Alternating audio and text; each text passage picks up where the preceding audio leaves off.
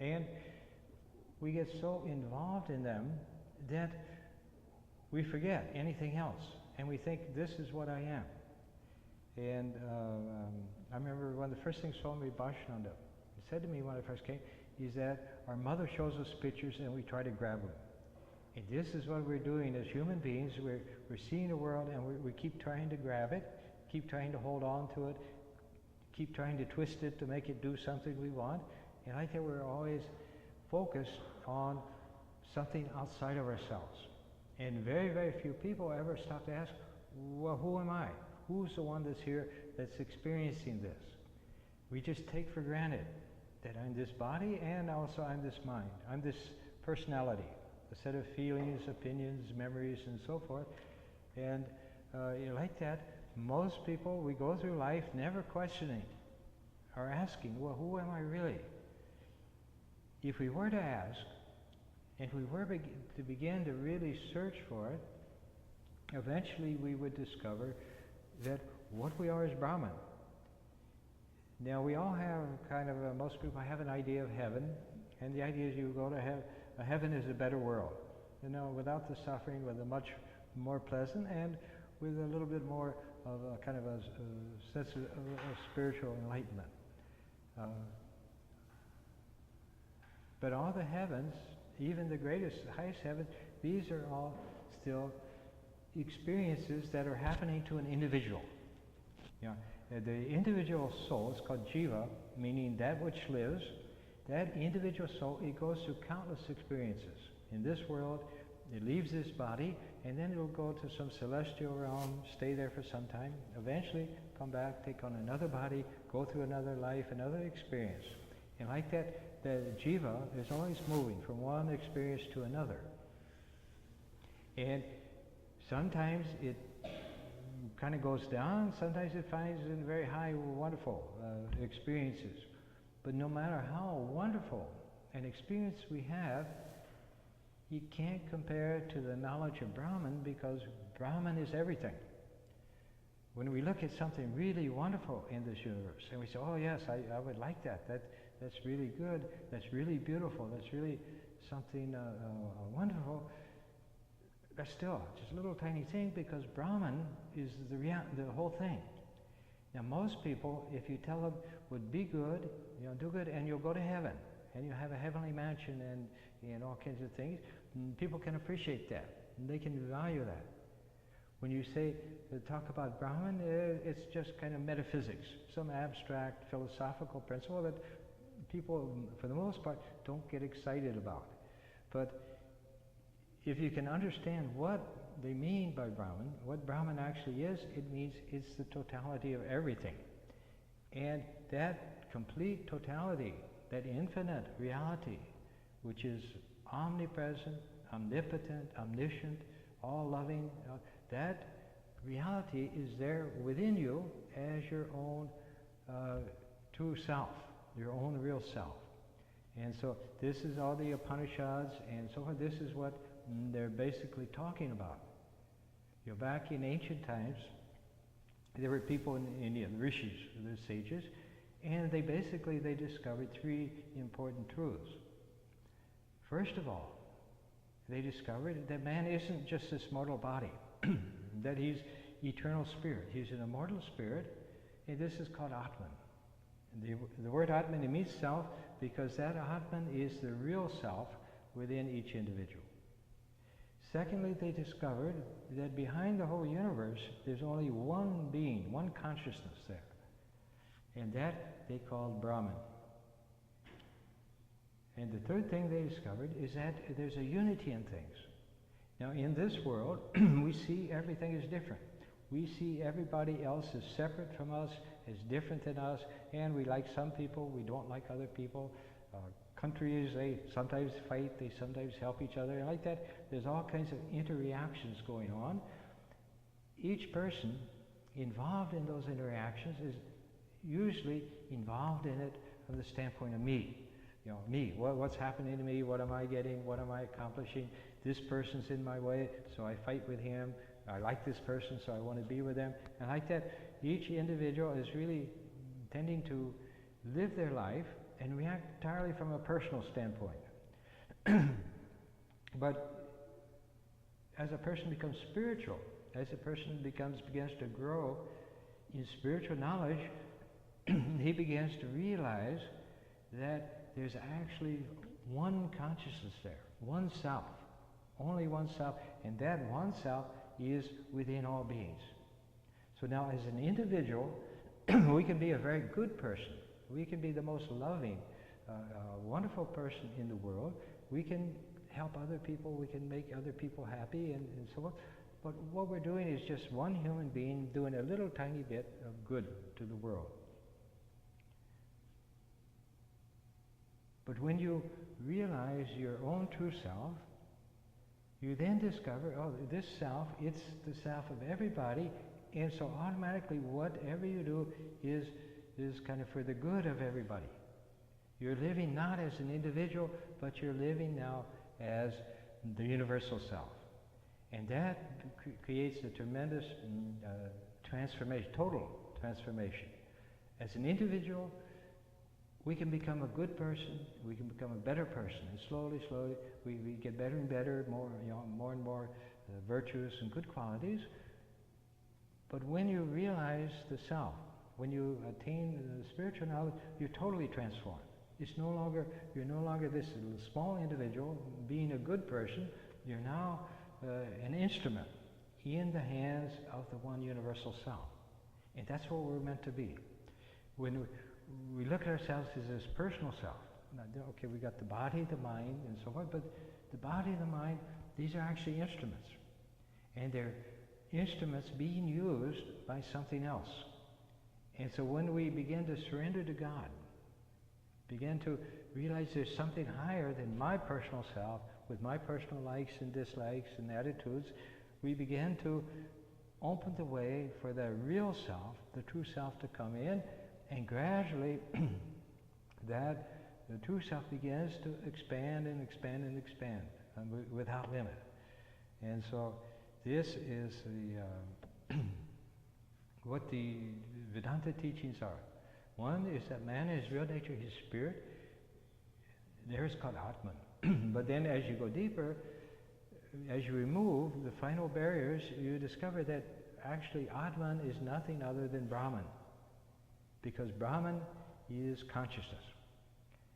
Now when a person attains what they call pure consciousness, that means he's removed all the barriers, all the limitations, all the clouds that kind of block the sun, and now that sun, that reality is present there, undistorted, unobstructed, and now it can begin to function within the life of the individual.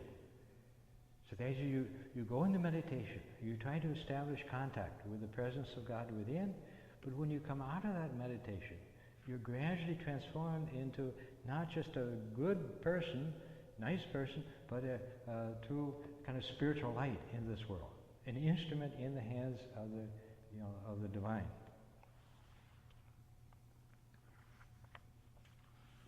So when they talk about the knowledge of Brahman, they say when you get liberation in this very life. In other words, Brahman, God, is always with us. Every moment of our existence, God is right here present with us. And at any moment, it's possible that we can experience God.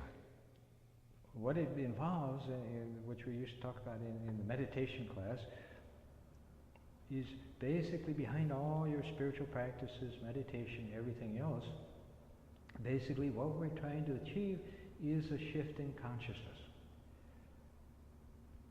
Swami Vivekananda has said, that we all exist as three different beings simultaneously.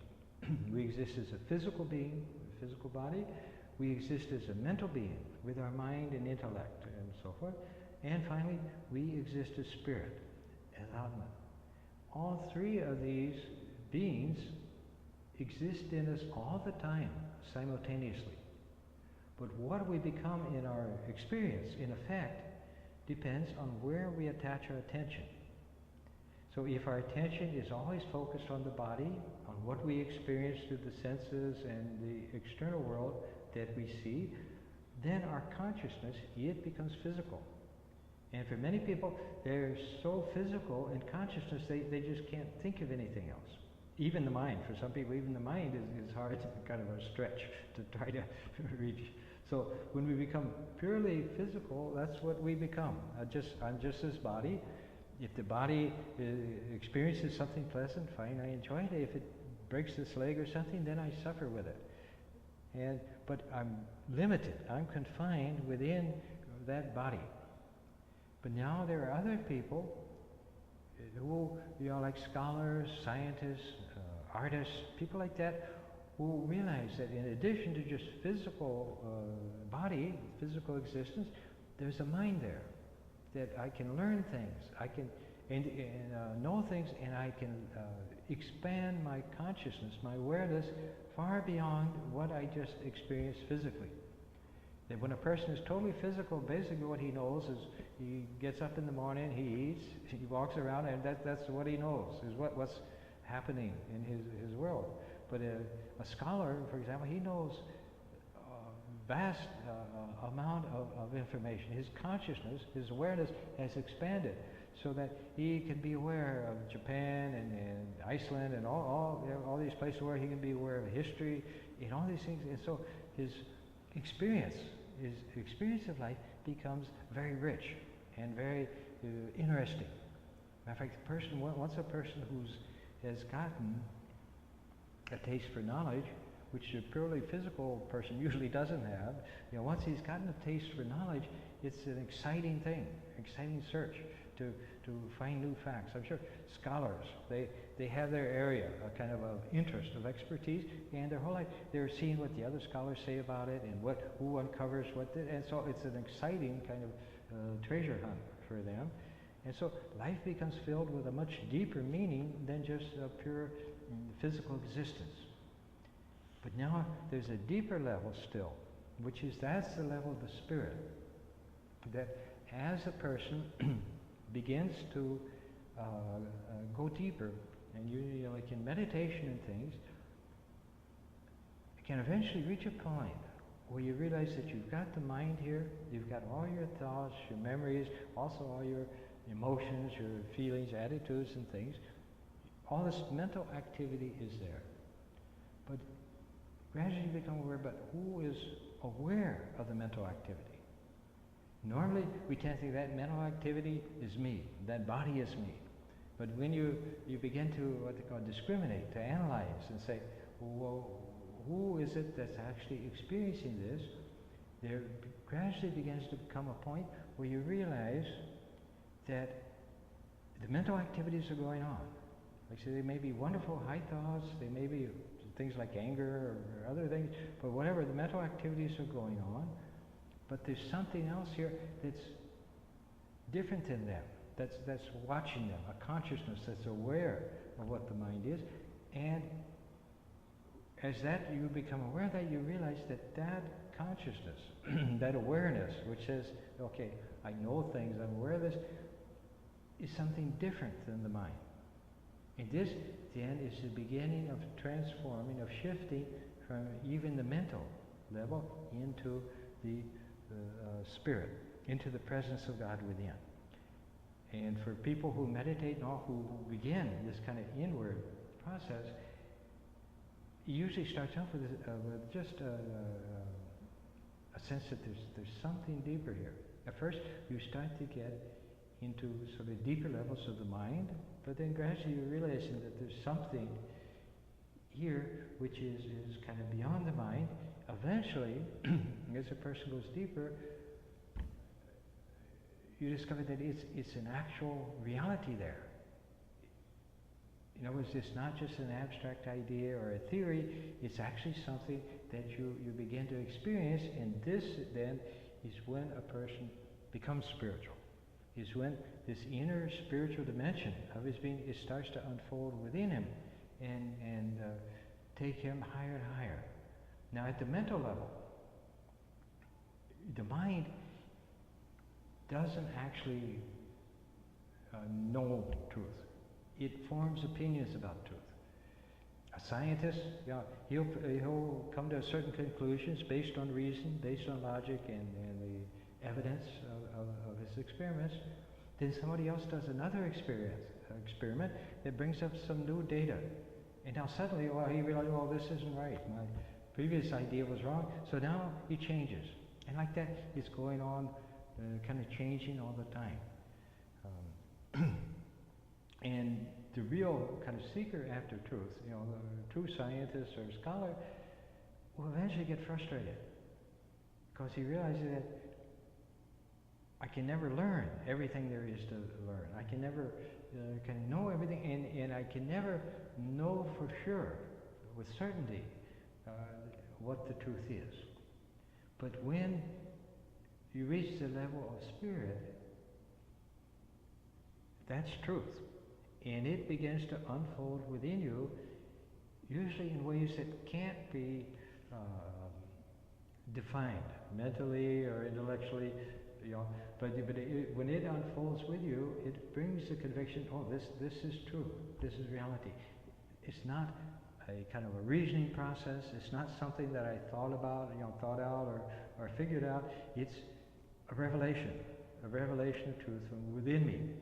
And so then the person begins to shift in consciousness more and more from even the mind and its activities. He begins to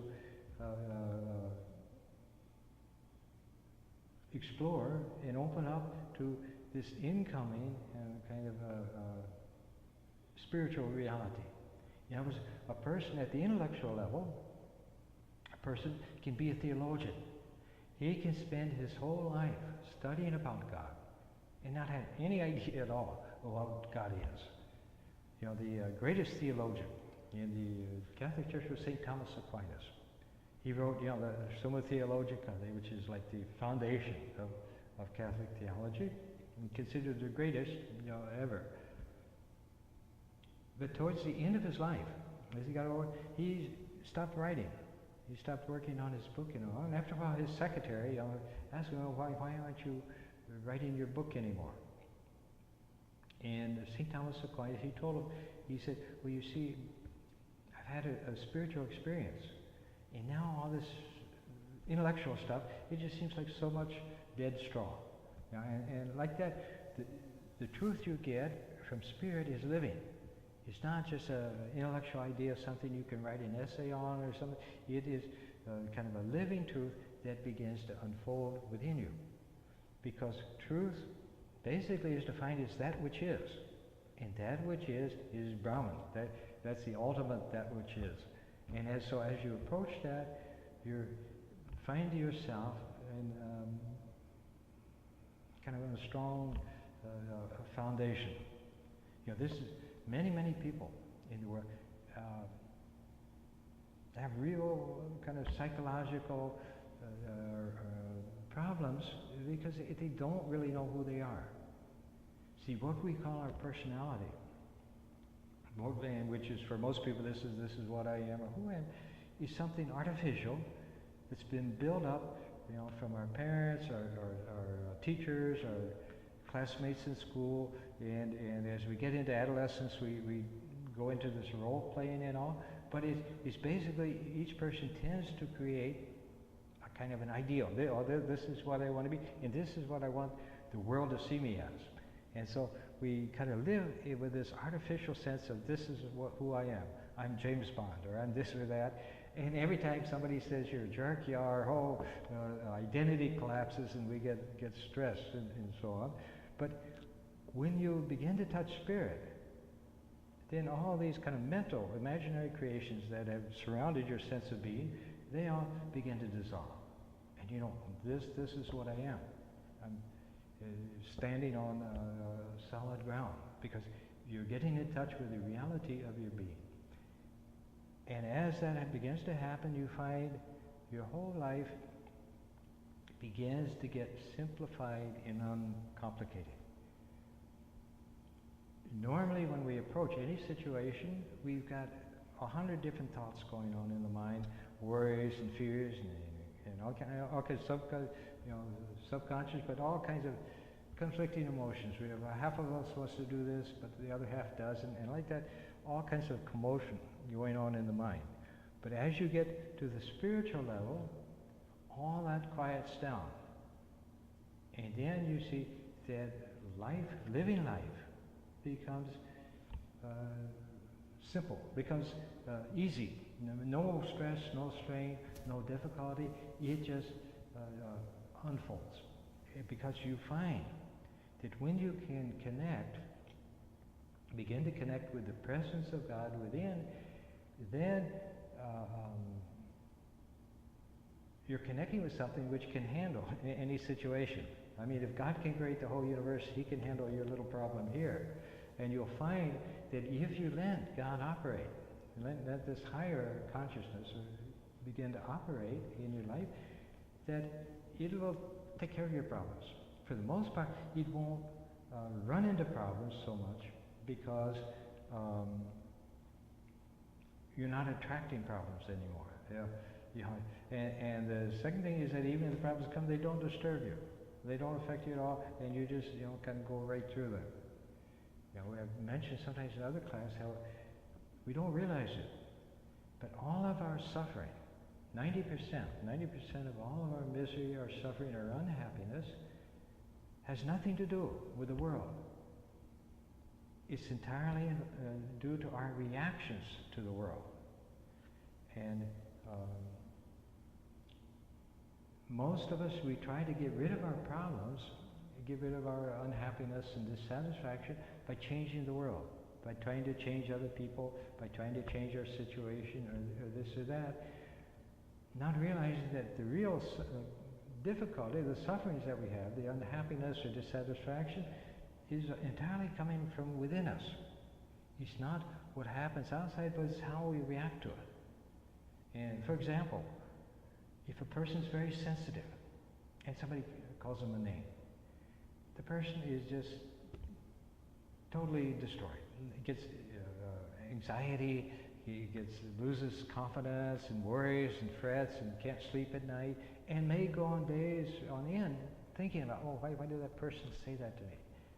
Whereas another person who's very thick-skinned, if somebody starts to him, he says, so are you. And it doesn't have any effect on him at all. He just, they say some people you have to hit them with a stick before they notice. So like that. But the idea is the experience. The event was exactly the same. In one person, it caused all kinds of misery and fear and worry and things. Another person, it didn't have any effect at all. Now the person who started to get established or aware of his reality within, he reached a point where nothing in the world can bother him or upset him in the least, because he knows that's not the reality of things. He knows even if they're going to put me in front of a firing squad tomorrow, it has no effect on me. I'm not the body. I have nothing to do. It's just a kind of a show, like a TV show or movie going on. It doesn't have any effect on me at all. And so all of the kind of problems, the upsets and worries and things that most people have, all those gradually just disappear. And then life becomes a kind of a flow. It's not that you then run away from the world or try to hide from it, but it's just you in the world you're no longer kind of dominated by it. And there's a world of difference between saying I'm angry and saying there's anger in the mind. When you say I'm angry, then you're very upset by it. You may not express it, but you're very upset and disturbed. Your whole mind gets disturbed. But if you just look at that anger and say, okay, there's anger there in the mind, and I'm just sitting here watching it, it doesn't throw you off balance. It just sits in the mind for a while, and then it goes away. And like that, as we begin to achieve this deeper consciousness, we find all of our problems, there may still be problems, but they are, there may still be what people call problems, but they are no longer problems for us, but they start to just kind of disappear, and even if they're there, they don't just bother us. But the other thing going on, as you start to make this shift, is that gradually the divinity that's there within you begins to reveal itself for you. So on the one side, you get out of all the suffering of life, and then you start to realize there's this infinite bliss is here. This infinite wonderful peace and bliss and power and confidence and everything is all here, and it's all within me. And so gradually you can achieve a total transformation eventually until the person becomes one with Brahman, which means he's one with the totality of existence. In other words, what we are is Brahman consciousness, Chit, connected with a particular body, particular mind, and so forth, that gives us our sense of individual identity. When we stop, when consciousness stops identifying, saying this body, this mind, this is me, and begins to get back into its real nature, then it's unlimited. It's as infinite as God because it is God. There's only one thing in existence, that's Brahman.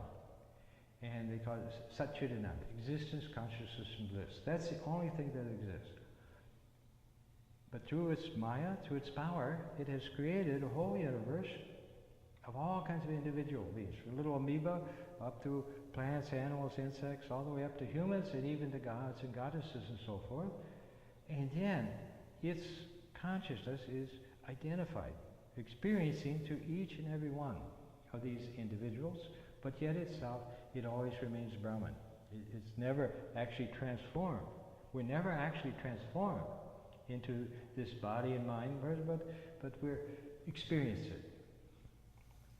And so this is what kind of spiritual life and Vedanta and the teachings of Vedanta are ultimately all about, is showing man how to go beyond his very limited, often very unsatisfactory state of existence, and realizing what wonderful things are there within his own being already. And as those things start to unfold and become an experience, then the person gets transformed, and then you realize what the value of religion or particular spirituality is. Until you actually begin to experience something, it's just, do good, try to be a good life and ethical, and be reasonably happy, as a human being. But when spirit begins to enter into your experience, then everything becomes transformed. And that self, the person who realizes his oneness with Brahman, he not only attains bliss, gets beyond all his suffering, all his unhappiness, but he realizes that he is the self in everybody else. And in other words, he's totally transformed from being an individual who may be very selfish or even very unselfish, but he's transformed from being even a good person to being God himself. And then the individual, the body, the mind, soul, they're instruments being used by God. And now there's like a harmony. That God is using this instrument to do one thing, he's using this instrument to do something else, and there's this wonderful kind of interaction going on, and it's all God playing through different roles. And so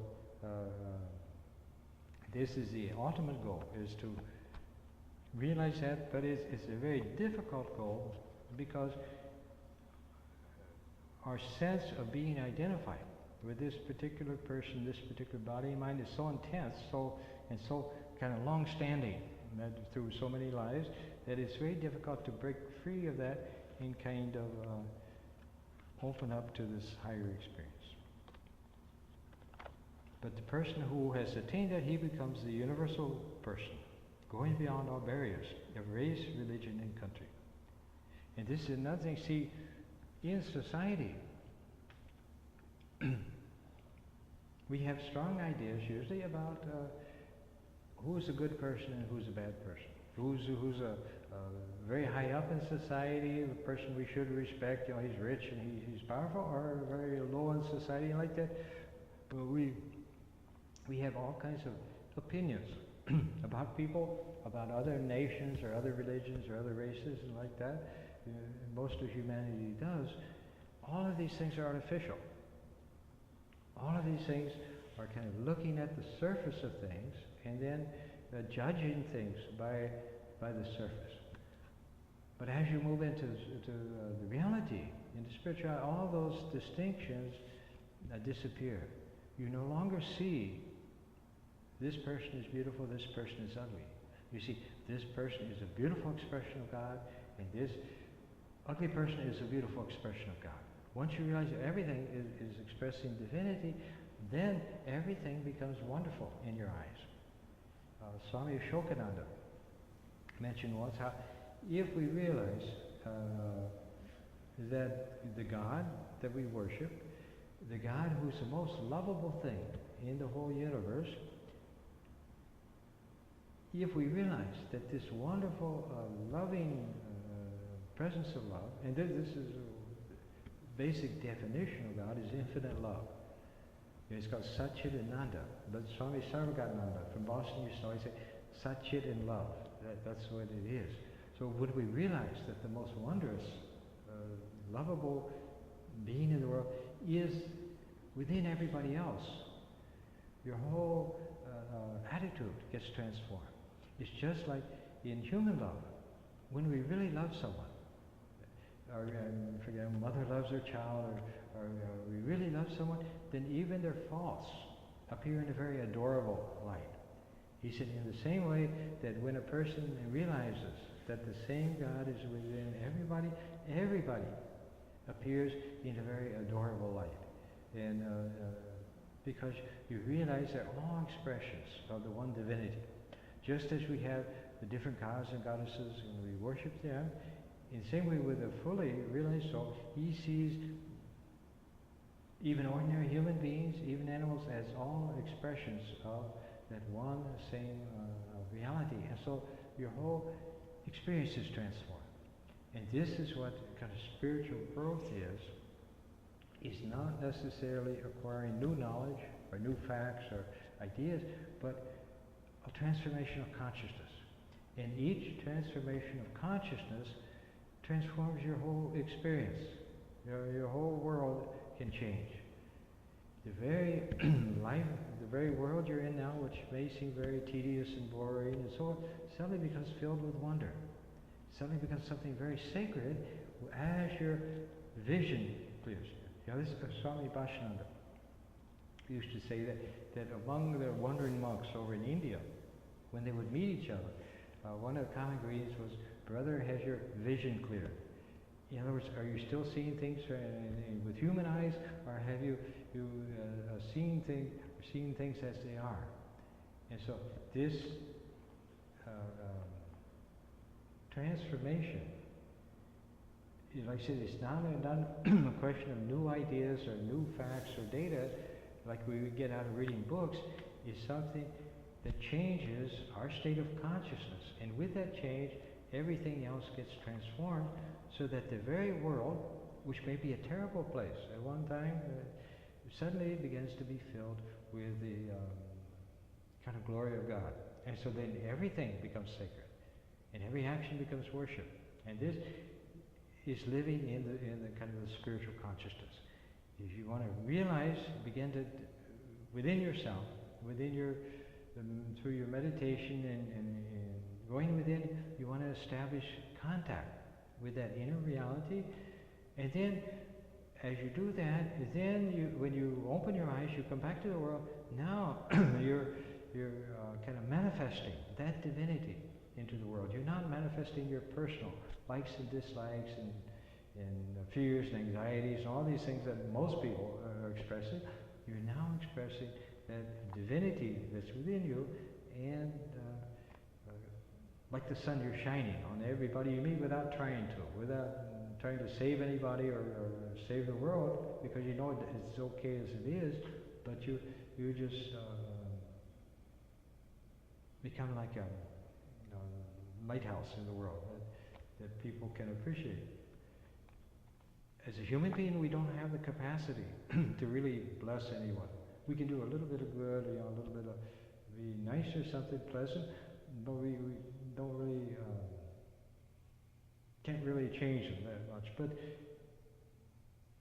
when we contact the God within, then when we come into the world, that God is able to kind of flow out to us. And the more we surrender to that presence, the more we let it function. Not my will, but thy will be done. The more it begins to flow through us and have a wonderful effect on kind of everybody we come in contact with. Not because we go and lecture to them about religion or do this or that, but just our very presence is in the world. It brings kind of a little bit of God's presence into the world, and what we express, what we do and say is kind of spontaneously coming out of that.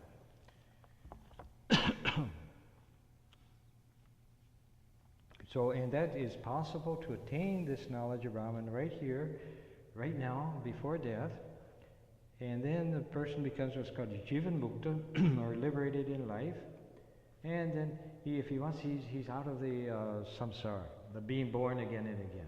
The reason we keep getting born again and again is because we haven't reached what we're seeking. And so we think, okay, well, this life, maybe, I'll get it. And so we're always searching for one thing or another, going from one experience, one life to another.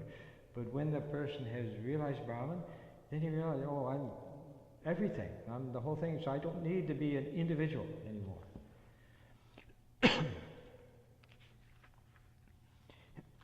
So just as a clear reflection is seen in a clear mirror, so also the self is seen in a pure mind. In the world of the ancestors, you see yourself hazily, as you see things in a dream. In the world of the Gandharvas, you see the self as you see a reflection in water. In other words, again, hazily. But when you see yourself in the world of Brahma, you see it as clearly as you see light and shade. So the importance of being born as a human being is stressed here. It is a great good fortune to be born as a human being, for the best self-realization is possible only when you attain it as a human being. When you attain it then, with the help of your clear intellect, it is as clear and convincing as seeing your reflection in a clear mirror. But you can have a clear and pure intellect only at the end of a long period of spiritual discipline. Among other things, you first have to live an austere life, avoiding self-indulgence as far as possible. You must also cultivate a spirit of discrimination, always choosing those things that will help accelerate your spiritual growth. And it is of great benefit if you can have a good teacher to guide you. The study of the scriptures is also helpful. But most important, you must try to have a pure mind, a mind free from desires and free from ego. A pure mind is like a clear mirror. Self-knowledge is already within you, and it reveals itself when your mind is pure. This is possible because the self is self-luminous. You may also have self-realization after death. In the world of your ancestors, what it would be like seeing things in a dream. Everything is unclear and mixed up. Similarly, you can have the experience after death if you go to the world of the Gandharvas. The experience in this case would be better, but still not clear enough. It would be like seeing your reflection in water. But if you go to Brahma Loka, the world of Brahma or Ishvara, the experience is very good. There you can see yourself as distinctly as you see the difference between light and shade. It is not easy to get into that world, however. You have to combine work with knowledge and push both to the highest level. But why should you not take full advantage of being born as a human being? Why not use this opportunity to realize the self so that you can attain liberation in this very life? Why wait until you die?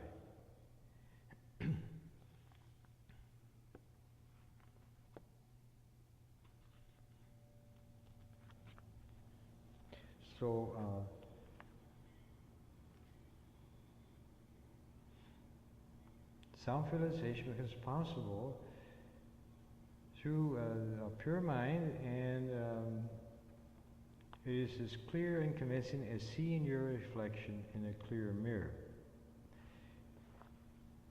Now the idea, and this is the idea behind the basis behind the spiritual practices, is that normally we experience reality and we know things through the mind and the intellect, manas and buddhi, and the intellect is like a mirror. Now if a mirror is completely covered with dirt, you can't see anything at all. All you see is darkness. Now in spiritual practices, when a person starts meditating or trying to lead a spiritual life and all, it's like you start cleaning the mirror. And slowly, as you clean the mirror, eventually you begin to see something there. You begin to see a little bit of light, a little kind of indistinct shape or something's there. But as you go on cleaning the mirror, purifying the mind and so forth, gradually the reflection gets clearer and clearer until it becomes a very accurate reflection. And at some point along the way, you realize that the reality is not the mirror, it's not the reflection in the mirror, it's this here. It's the sun that's shining, it's not the reflection of the sun. And at that point, then there's a shift from being kind of glued to body, mind, and so forth, and only experiencing things through those things, to there can come a shift of realizing that, oh, this is the chip, this is consciousness, this is Brahman right here. But it's very hard to do that until you can get a good reflection. In other words, through our human experience, you have to get some sense of light being there. And when the mind is really covered, like when the mind is grossly physical and so forth, it has no sense at all that there's anything other than just this physical experience. But then slowly, gradually, as you begin to purify things, you begin to sense there's something there.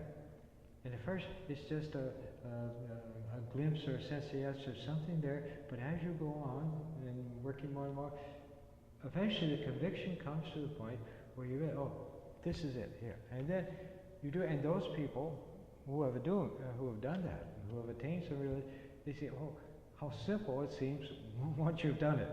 It seems so far away and so difficult in things, but while we're struggling to get it. But then suddenly it'll just come and, oh, there it is, and it was obvious, it was there all the time, but somehow we just weren't aware of it. Like that, spiritual knowledge can come, and you can actually realize now, even in this body. But as long as you're totally absorbed in the body, the mind, and so on, then it's like you're looking in the wrong direction. Yeah, so you're not seeing it. It's right here, right now, but you're not aware of it because you're focused in the wrong direction. And so at some point in your spiritual practice, it's possible that you can begin to realize, oh, this thing is here. And also there's the grace of God that operates. That when a person begins to move, really want God, then also God begins to move towards the person, begins to move into the person's consciousness and gradually open up more and more. And Sri Ramakrishna was probably one of the greatest mystics of all time, had all day long, and night, all day and night, he was having different types of spiritual experiences. He always said that you can never limit God. You can never say God is this and nothing more, because he said every day I learn something new. Every day something new unfolds. And when a person is on really on the spiritual path, this is what eventually starts to happen, is that this unfoldment of the infinite, totally unlimited divinity. It's not just a static thing, but it's something that completely continues to unfold forever, and we have forever. As a human being, we've got 60, 70, 80 years, but as soul, a spirit, we have forever, and the whole time for God to reveal is all the infinity of his nature. So in this way, it's possible to attain the knowledge, but the spiritual practices and the need for the spiritual practices comes from the fact that if our mirror doesn't get at least a little bit clean, we simply won't be aware of anything. Brahman is there just as much as he is in the sage. The difference is the sage is aware of it, and so he gets all the blessing of being one with Brahman, whereas we're not aware of it, and so it doesn't do us much good at all. Although it's always there, we can never lose it, it can never be taken away, but it can be kind of forgotten. For example, when you're asleep, when you're dreaming, you're actually in your bed, perfectly safe and sound, but you're totally unaware of that. You have no knowledge that you're at home in bed sleeping, you're in your dream world. And maybe you're having a nightmare or some terrible thing is going on, but all the time you're perfectly fine, you're sound asleep. In the same way, right now we're in a human state of consciousness, whether it's a waking state or something, but right now we're in this human state of consciousness. And so even though Brahman is present right here, we're not aware of it because we're asleep. And this, and they call it the Buddha. The Buddha because that means the awakened one. And this is what ultimate realization is waking up. We go to sleep every night, we dream, and then we wake up. And we say, oh, that was a dream. And this is where I am, in the real world. In the same way, it's possible to wake up from this world, from what we call the real world, to wake up and realize, oh, I'm spirit. I'm the child of God. I'm with God. Everything is fine. Everything is wonderful. We can do that theoretically at any moment.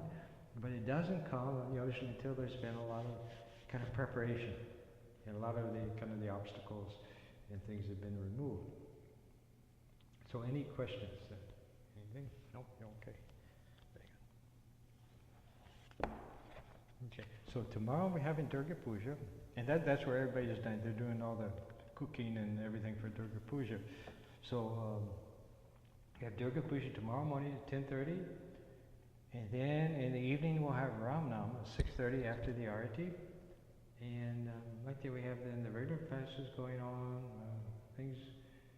We have a lot of programs. We had a program at the University of Chicago. Did you come to that? Huh? Yeah, you did.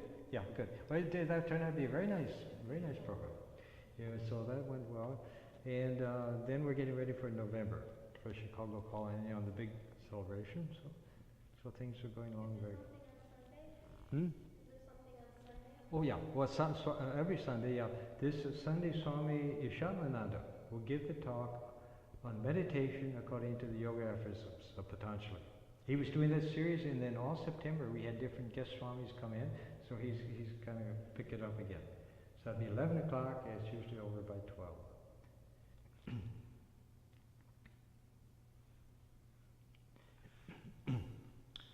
Om Asato Ma Sadgamaya Tamaso Ma Jyotirgamaya Mrityur Ma Amritam Gamaya Om Shanti Shanti Shanti. O Lord, lead us from the unreal to the real. Lead us from darkness to light, and lead us from death to immortality. Oh, peace, peace,